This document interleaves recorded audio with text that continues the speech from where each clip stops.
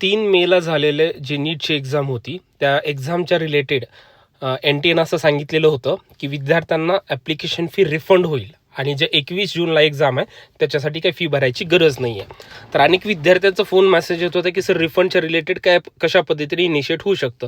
जसं की मी लास्ट व्हिडिओमध्ये सांगितलं होतं तुम्हाला की ते अकाउंट डिटेल्स ॲड करण्यासाठीच एक विंडो ओपन करणार आहेत. तर बघा या नोटीसमध्ये काय सांगितलेलं आहे महत्त्वाचं तुम्हाला सांगतो.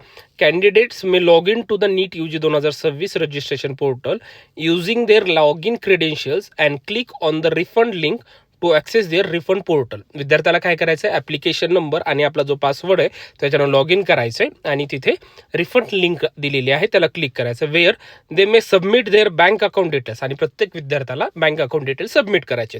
ते काय काय सबमिट करायचे ते देखील मी तुम्हाला इथे दाखवणार आहे.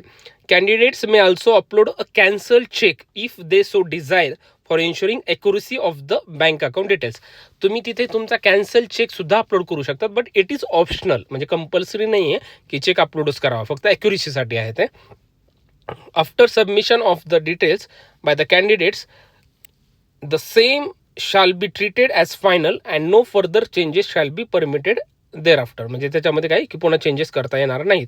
आणि ॲनेक्शर आय जो दिलेला आहे तो ॲनेक्शर आय काय तो पण मी सांगतो तुम्हाला आणि त्याच्यातले डिटेल्स सर्व फिलअप करायचे आहेत. आता ह्याच्यासाठी टायमिंग बघा काय दिलेलं आहे. The facility for submission of bank account details shall remain live from 22 May 2026 to 27 May 2026 च्या 27 तारखेच्या रात्री 11:30 पर्यंत आहे. म्हणजे 22 पासून 27 पर्यंत हे तुम्हाला तुमचे बँक अकाउंट डिटेल्स अपडेट करता येतील. Candidates are advise not to initiate chargeback for NEET UG 2026 examination.